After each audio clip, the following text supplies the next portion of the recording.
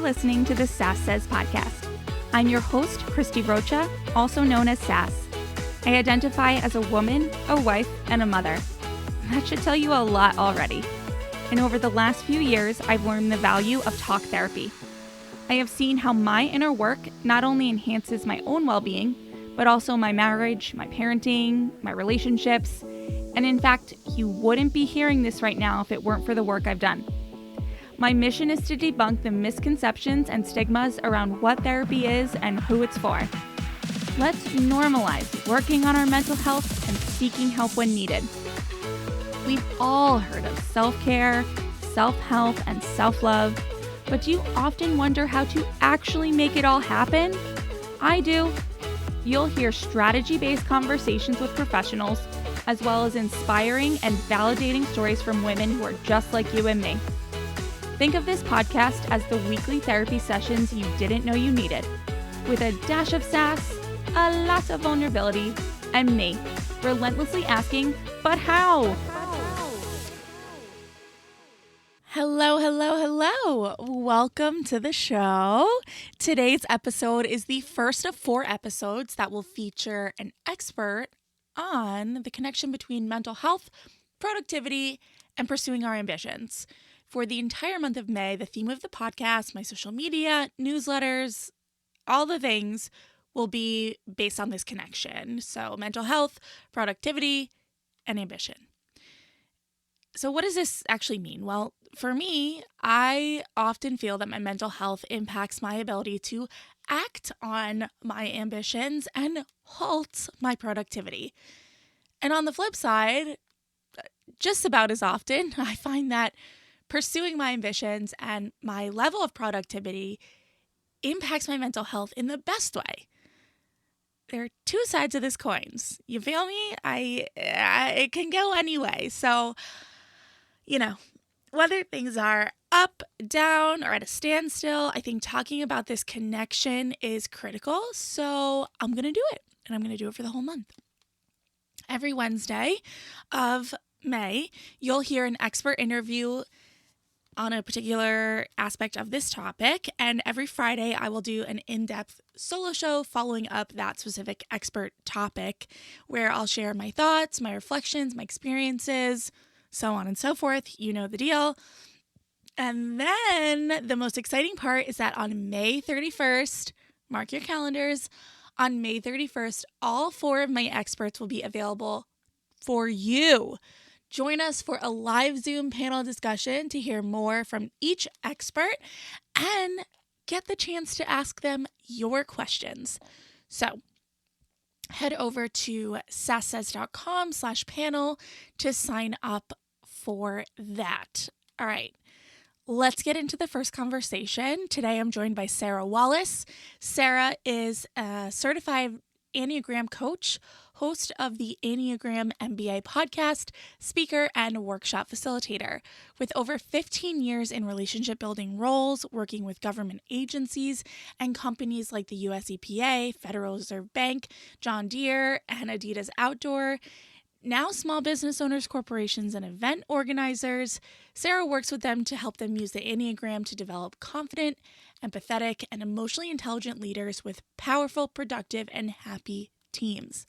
So today we discuss what the Enneagram is, and perhaps a little bit more importantly, what it isn't. Let's get some clarity on that.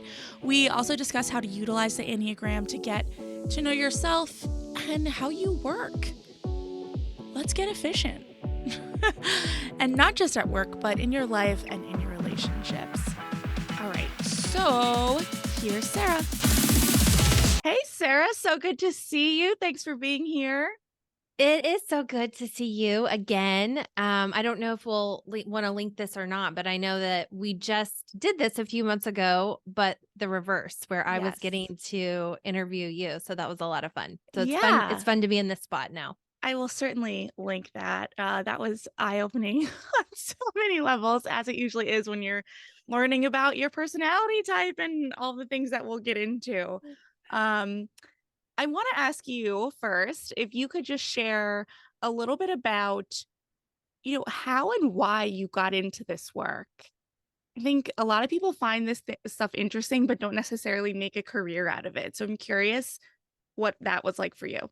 Yeah, prior to going out on my own, I was in sales. So, as you can imagine and may even know, a lot of, psychology and understanding people and that type of thing. And so I've always been interested in kind of how to talk to different people, what you might be saying that may not be resonating, or, what do they need from that experience.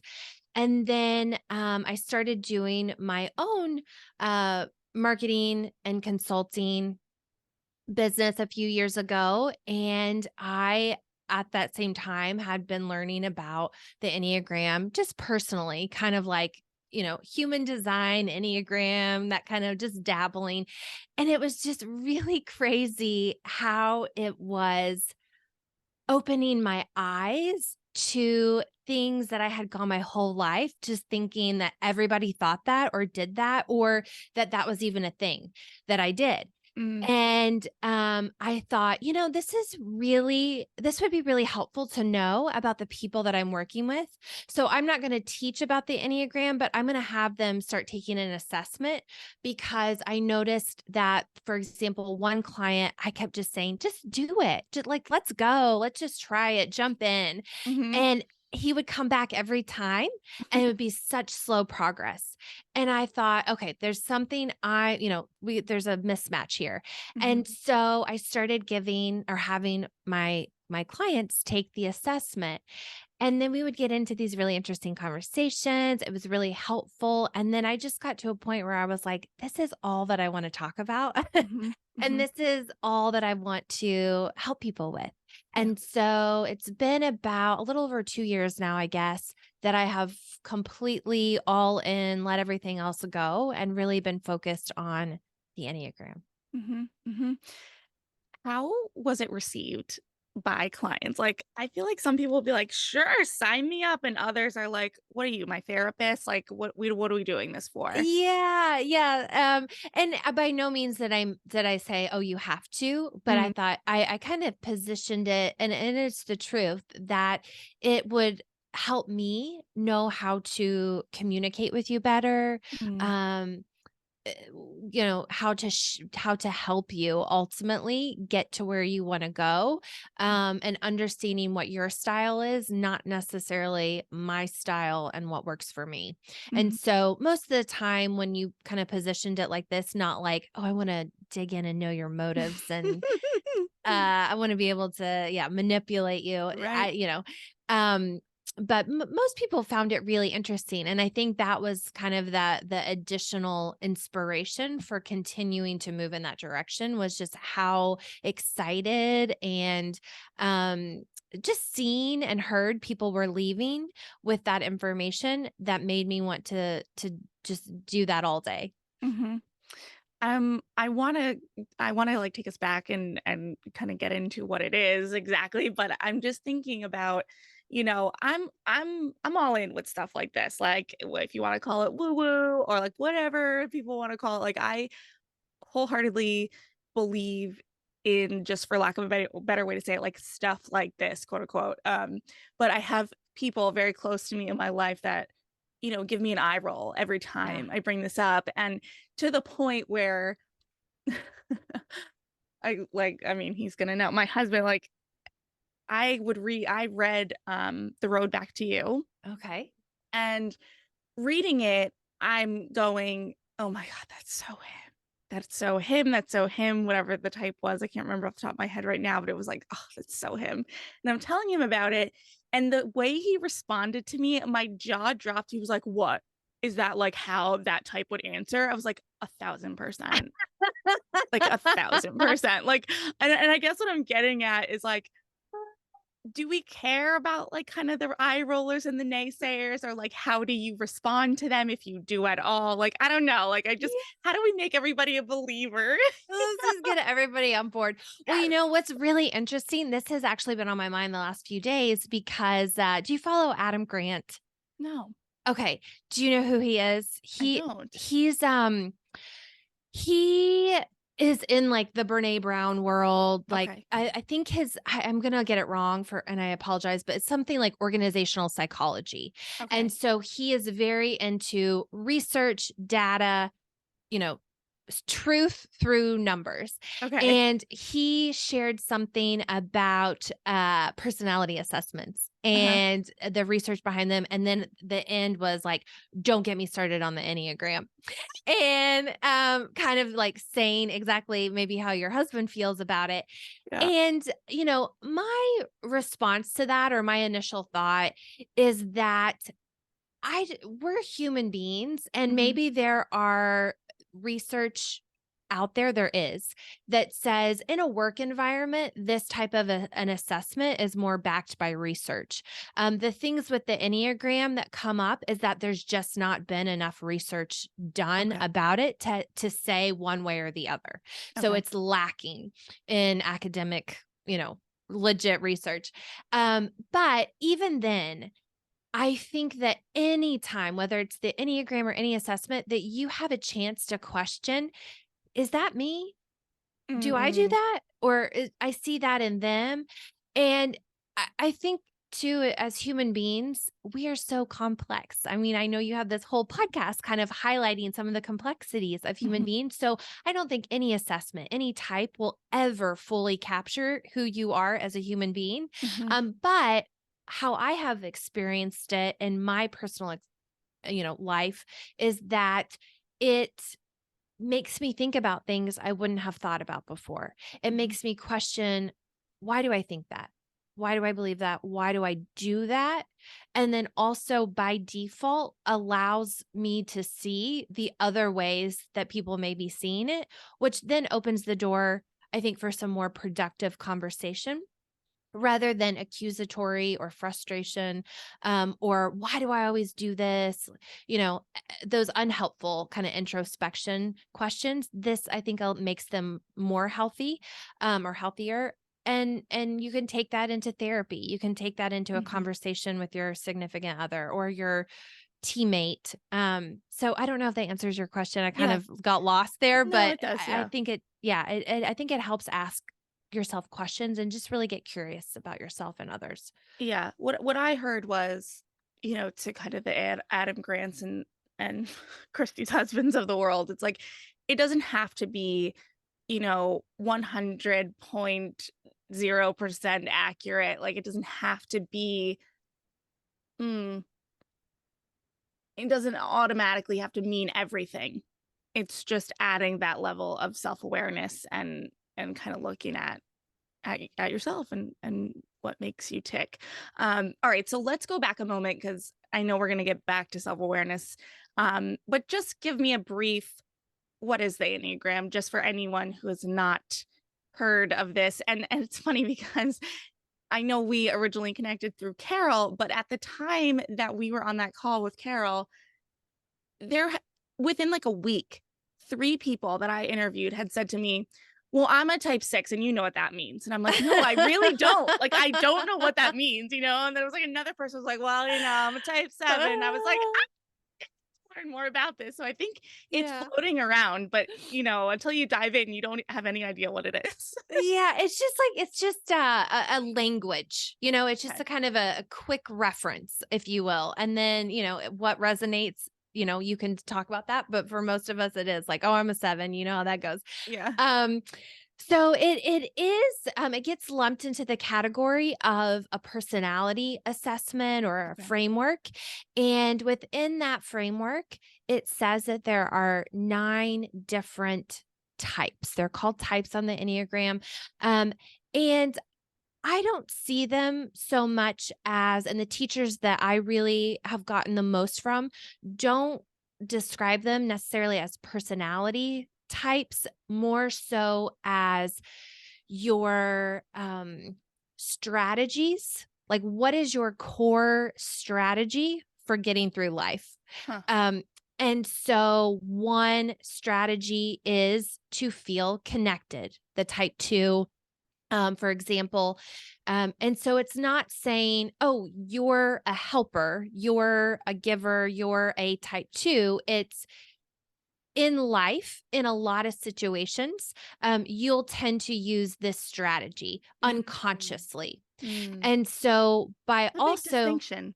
yes, and I think that that might also help, you know, Christie's husbands of the world too say, I'm not here to tell you who you are. Yeah. Um, but here's some insight into maybe how you are approaching life. And so this comes into play with kind of the lens that you see the world through. And so am I seeing it through relationships? Am I seeing it through goals? Am I Mm. seeing it through tasks?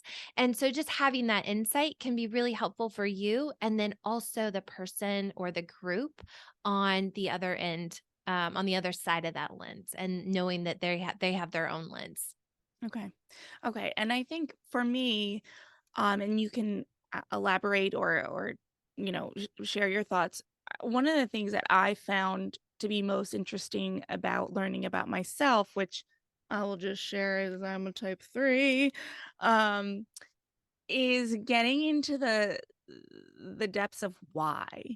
Like, and that was one of the things that also I I don't mean to talk about my house this whole time, but really struck me when I was reading and be like down to for both of us, I think, I'll include myself because it's true. For both of us, even like the childhood examples of like, here's what could have happened in childhood that made you XYZ or that makes you think XYZ. Like they were so spot on, I thought, for both of us that it was eerie. Mm. The why is really um what I think made it the difference for me as far as like separating it from just a lot of the other, you know, personality type assessments or things like that. Yeah, Um, and I'm glad that you mentioned that because it is more about the motive, why motive. you do what That's you good. Yeah. do, rather than the behavior. Because there Yeah. can be two types that are Mm, doing the same thing, but again, just to echo what you said, why they're doing that behavior could be very different, and mhm, that does have an impact into, you know, um how you might respond to somebody else or why you might be getting frustrated or how you could lend more compassion and empathy, understanding the why behind that. mhm. Okay, so whether in your own life or with clients, can you think of any, some befores and afters of like how a situation might change or a relationship might change from before before knowledge to after knowledge? Yeah. So I'll share one for myself. I don't want to pick on anybody. If there's time, I'll share another one. But so I identify with the type 7 on the Enneagram, and they're striving to feel excited and satisfied. And so part of that motive, then, how that may present itself is to constantly be planning for the future, the possibilities, what's next, and then forget to, or just not even have the capacity to enjoy the present moment. Mhm, And that is something in my own growth as a mother, as a partner, as a friend, that I've noticed that I constantly have done in my life without even knowing it. I'm just like, what are we doing next? Oh my gosh, there's so many fun things. We get to the fun thing and I'm planning the next fun thing. mhm, Another thing that sevens will do is that they will only want positive thinking, mm, positive thoughts. And I think this is kind of a vibe with the kind of self-awareness world in general, is kind of that good vibes only, positive vibes only. Sevens are kind of the poster child for that message. mm, And what I realized by doing that was I was not being good to myself because I wasn't allowing myself to have hard feelings. It was shame and guilt if I felt mm, sad or embarrassed or whatever the feeling.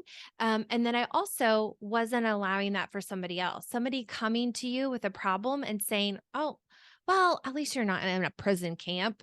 mm, That's so dismissive. And mhm, so I've just seen in my own life, I've become a better parent, partner, friend, because of that insight. Mm. Another example is there's two women who lead their own PR agency, and they both identify with the Enneagram Type 8 energy, which is known for being strong and powerful, striving to feel powerful. And so sometimes other people will experience that energy as kind of domineering, maybe a little controlling, sometimes intimidating. And so when we looked at their results as leadership and then compared that to their team, who I think maybe had one other 8 on the team, but everybody else was not, it brought up some really interesting thoughts and reflection about why they may be having some issues with some of Mm. their team. And then even going into feedback, knowing, okay, we're going to look at everyone's type because I know my initial reaction and that's not going to be good. So let me take a minute and see, are they a type 6? Are they a type 2? And just not saying, again, putting them in a box, but maybe tweaking my delivery of the feedback or what I talk about first or how I say it is another kind of real life workplace example. Mm-hmm. It's so evident how helpful this would be in the workplace. You're dealing with so many different personalities and different roles. Um, but also, I think because of the workplace, there's usually because of the workplace, like what kind of grammar was that? Because in the workplace, there does tend to be this barrier, this wall between kind of a person's real self sometimes. You're presenting as your professional self. Do you find that, you know, sometimes people are a certain type at work and a certain type at home, or is it pretty across the board? That's one of the biggest questions that I get is I'm this way at home, or I was Mm, this way when I was 25, but now I'm yeah. 45 and at work I'm this way. And what I always say is that hopefully your behavior will change Mm, as you grow, and also in those environments you have to kind of tweak your behavior, mhm, but most likely what won't change again is that motive, that kind of fire behind the behaviors, mm, and that tends to be the same. How you present will be different. And I will sometimes use the example of like a knife or a fire. The fire is the fire. If you want to cook s'mores with it, you can cook s'mores with it. If you want to burn down a house, you can also burn down a house. But the fire is the fire. And so right, it's like the 3 is the 3. right. And that's kind of that's the work, is the awareness coupled with then the intentional action using that awareness. Mhm. Yeah, that's a great example and explains that very well. Um, I like that a lot. Do you Okay, so when you meet people and, I'm like, "Hey, I identify as a type 3." Like, is it like are you immediately like, "Oh, I know you." You know what I mean? Like, I don't know. Is that like fun or is it hard? Does it stink? Like, I don't know. What is it like to like have all the knowledge like that? Well, I will say specifically for the 3s, I'm like, "Are you really a 3?" Oh. Because, the 3s, on, like, the labels get Mhm, titled as, like, the achiever, focused on success, and so mhm, I think in general, just caveat, the United States has type 3 energy, mm, and so we all have a little bit of that, and so I'm always just questioning that's my initial thought with that.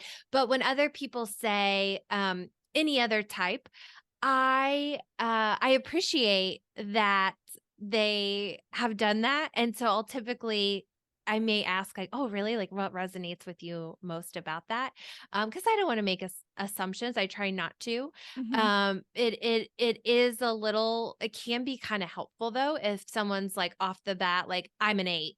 And then I'm like, "Okay, let's get down to Like, business. I'm not got gonna it. sugarcoat this." Yep. Yeah. Okay.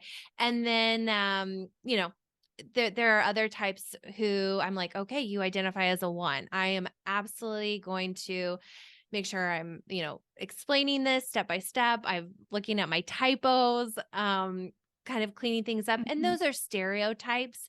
But again, But they exist for a reason, right. Yep. Yeah. Yeah. Okay.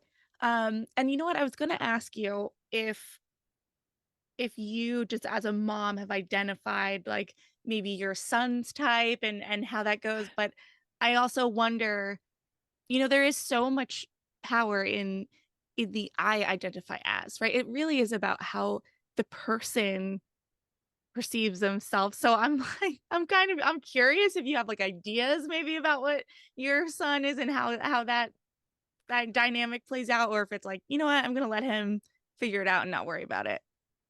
Well, I have found it again, going back to one of the benefits, I think, is the language and the deeper insight that it gives you. And so for me, I don't know what type he is, but I will see things like, oh, that's a lot. He's got a lot of type 4. There's a lot of emotions right now Mhm, happening. mhm, And whether he is or not, um, I also see a lot of, 1 and 5 in him, and so but just being able to kind of articulate mhm, what I'm seeing and then understanding what might be behind that behavior, is mhm, helpful for me to be able to respond in a more validating, helpful way. mhm, No, and then also with that, knowing my type and how, what my approach typically is if I'm not being intentional. And I'm like, oh man, I could just really shut him down. Or I don't have a lot of structure. Like structure right. does not come natural to me.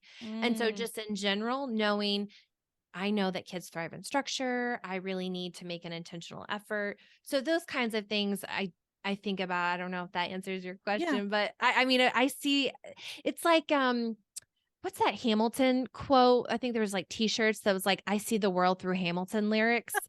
And it's like I see the world through Enneagram types. Yeah. Yeah, I will, and I ask, I guess, and I appreciate that because, I find it super interesting, but I have to say I really only find it interesting as it relates to me. And Mhm. so I want to be a person that like cares about it more so that I could walk around seeing the world through Enneagram types. Because I think it would be so helpful. It's so cool to just like have all that in my brain and know how to work with people better. Yeah, it just understand, and I mean, this is a lifelong process for me because even if I'm like, oh my God, there's such a, whatever type, that doesn't mean that I'm like, oh, let me just adjust and I'll just have the most productive conversation and I Yeah. won't get frustrated. But it's really interesting. There's people out there who also teach it for to authors and like screenplay writers for character development reasons, which I find to be so Very interesting cool. and so Yeah. cool. Yeah, just to kind of give people that backstory like you were talking about and have Mhm. it like make sense. And so it's just incredible what you can do with some of this insight. Mhm. So you've done, I know, you've done a lot of interviews on this. You have your own podcast. You do in-person events and workshops. Is there anything about the work you do that you wish people would ask you about more?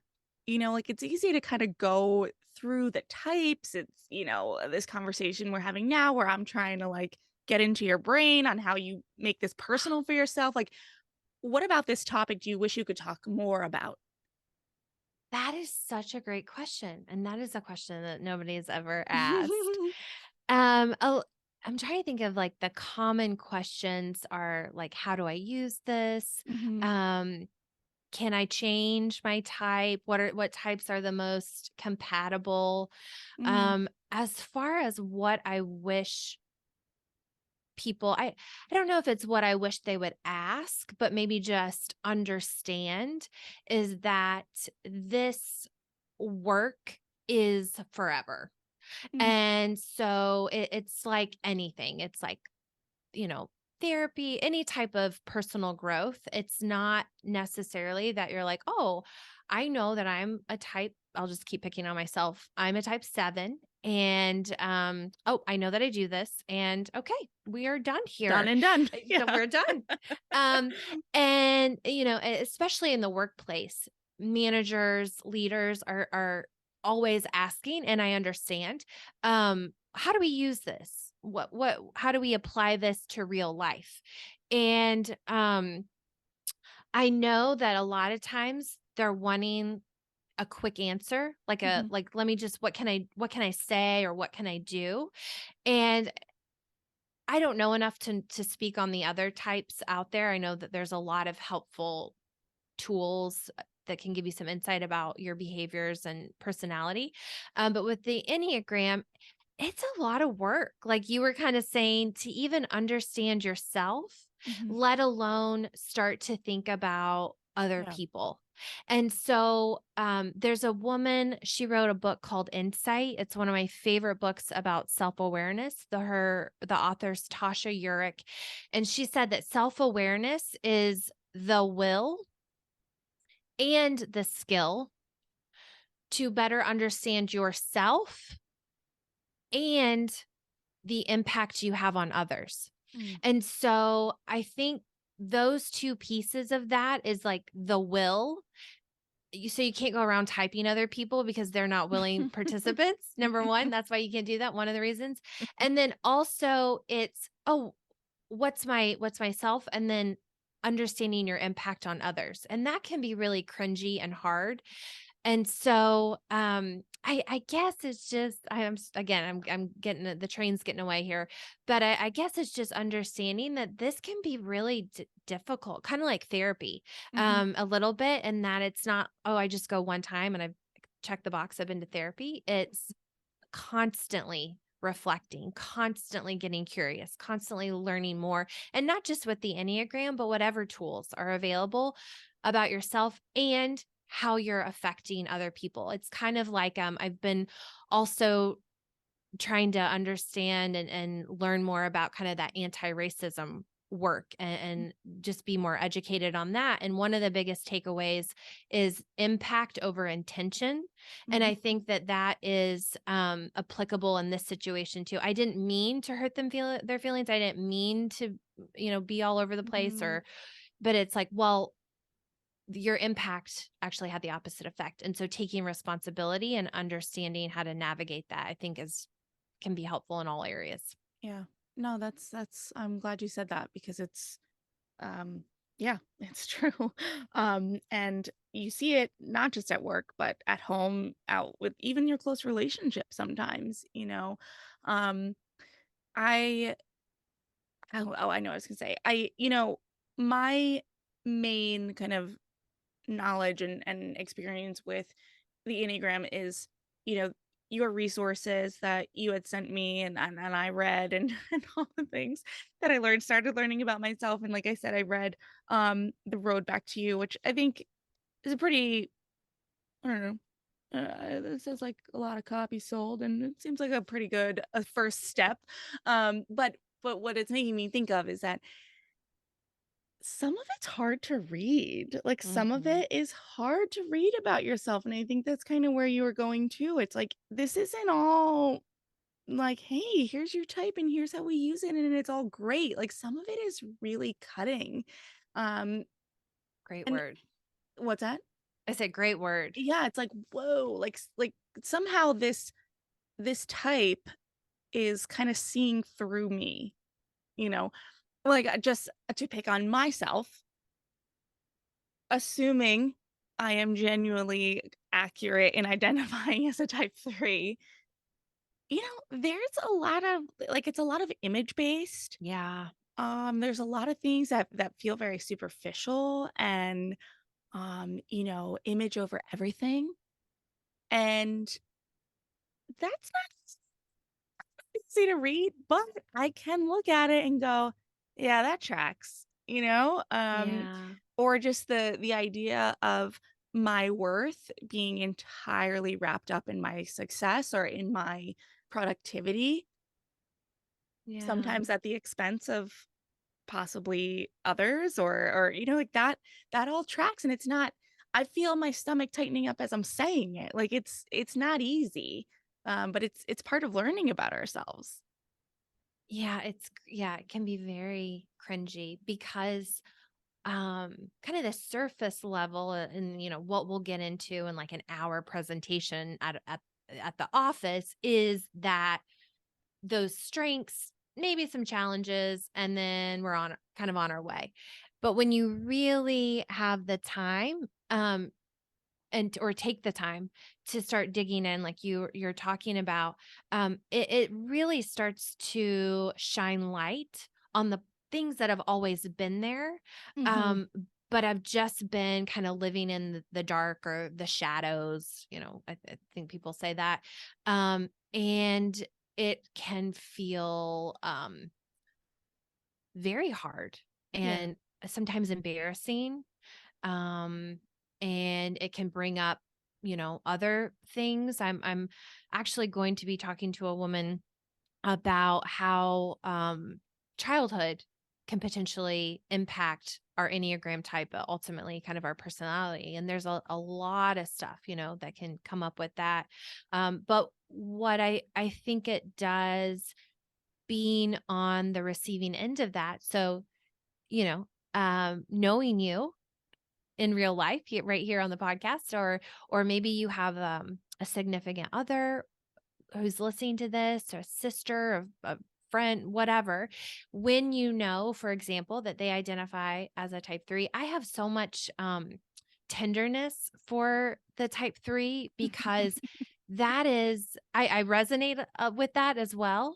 But also, that's a lot to carry around, is Mm, to constantly be wanting to do the best thing, to constantly never fail, to mm, always be thinking about what other people think, and to beat yourself up when you're not working, to never take a break. Like that is a hard life. mhm. And it presents probably to the rest of us as almost a little annoying because you're like, oh my gosh, they are good at everything. They are just all the things. They're successful. And but it's like, well, what sacrifice Mm, have you had to make to get to that place? And so it's a reminder for me, working with a 3 or talking with a 3, having a 3 in my life, to understand the huge amount of just the heaviness yeah. of carrying that around. And, um, yeah, I don't, Yeah.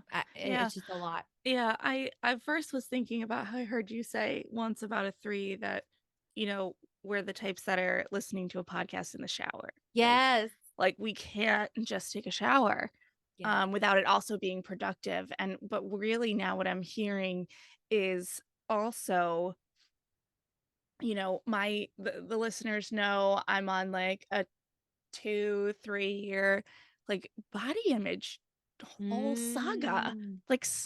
like, multi-act theatrical saga drama, like, just since and really what it is I'm learning now that it's actually a lifelong body image struggle, that it's only in the last 3 years I'm really focusing on, because particularly postpartum and all the things of just Yeah. having this and it's I keep saying, like, I'm working through the food things, I'm working through the movement things, but it keeps coming back to the body image as this, like, huge Mm. hurdle, and it's like, "Oh, well, when you read something and identify with image over everything, like, that actually makes a lot of sense why that would be so darn hard to just get through because right now, I don't feel like my image presents the way I thought it should for so long, or Mm. that society, the world, everybody tells me that it should, or that it in the past should have, or whatever. You know what I'm saying? It's just like, oh, like I'm okay. which Yeah. which is like infuriating, but also a little validating. Like, okay, you know what? This is deep wired. And Yes. that's why it's Yeah. like kind of maybe that's why it's taken so It is, yeah. And I love what you said about it just makes sense. Mm-hmm. And I think that's another benefit of whatever tools and resources you're using to learn more about yourself, because then, like for me, I really struggle with details and like organization, and not every seven does, but like for me, it's just, it completely drains me, like the Mm-hmm. smallest task. And like I'll get kind of like berating and like really shaming, like, why can't you do this? Like, this is Yeah. a thing. But what I'm trying to do now is exactly what you said. You know what? I'm struggling with this. This makes sense. Mm-hmm. This makes sense. And just that kind of takes away some of the guilt tripping. Yeah. And we all have those things. Like, I blew up at my kid again. It makes sense. I haven't slept in Mm-hmm. a Mm-hmm. few days, just at that makes sense. That's something I learned from one of my friends, and I apply that to my work with the Enneagram, just to all things. Because it's like, oh, I know this is happening. That makes sense. I'm not gonna, beat myself up too badly.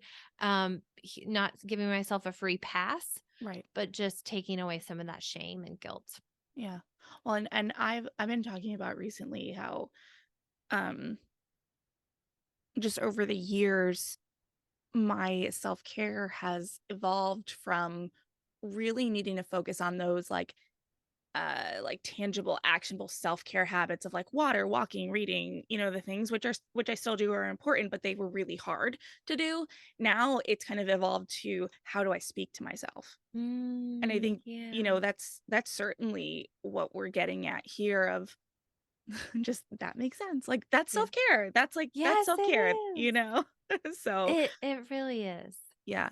And we can use what we learn about ourselves from the Enneagram to take Yes. better care of ourselves, Yeah. And right? and that is something I know we were talking a little bit before, is I truly believe that self-awareness is a form, if not the ultimate form of self-care, because what it's almost forcing you to do is to check in, kind of take an inventory and see what do I need? Do I need more water? Do I need more exercise? Not just because somebody said that I Mhm, did, but like I'm going to start thinking for myself.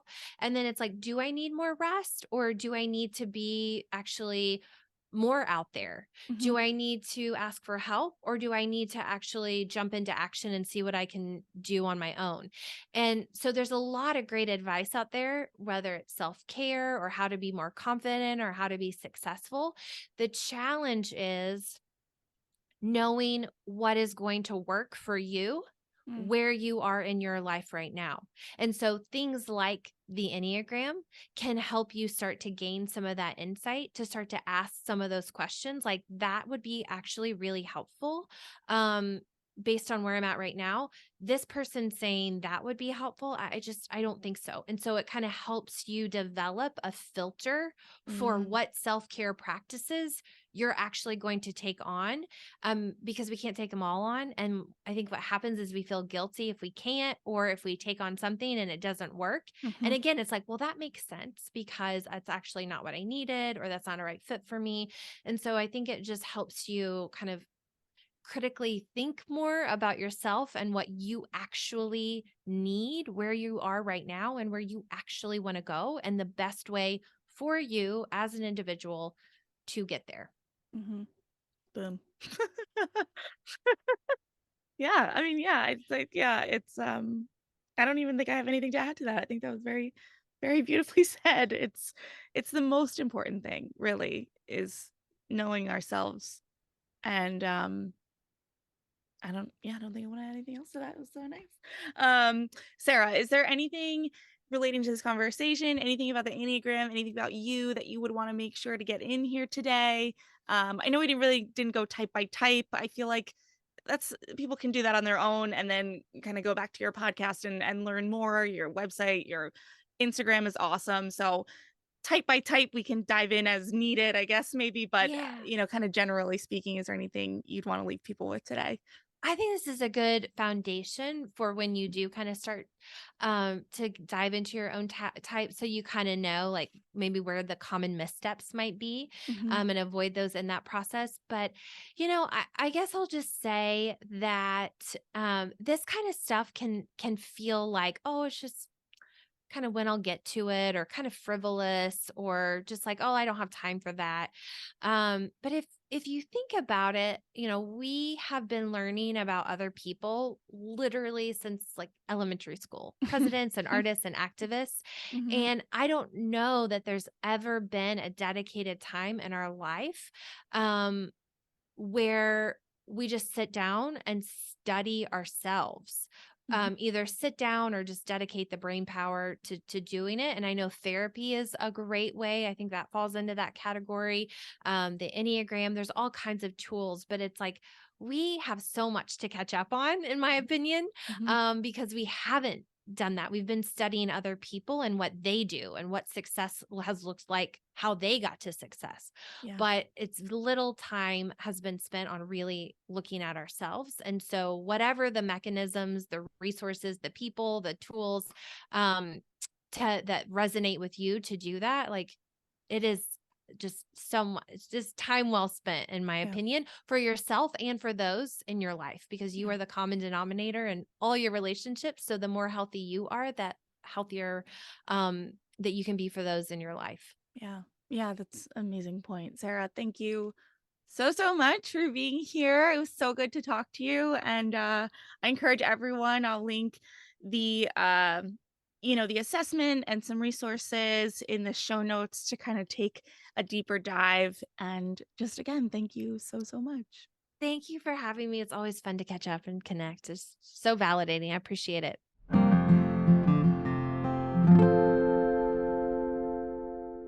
Okay, what did you think? I just love this stuff. I think it's fascinating, and I hope you did too. And I've got a couple of jobs for you. Number one, check back into the show on Friday for my recap, thoughts, reflections, and how I've implemented what I've learned from Sarah and about the Enneagram. And number two, check out my social media to learn more about this month's theme of productivity, ambition, and mental health, and to find out who the other experts are. And number three, go sign up for the panel. sasssays.com/panel. Sign up to get the link for that and all the details. And that's it. I'll catch you next time. Bye.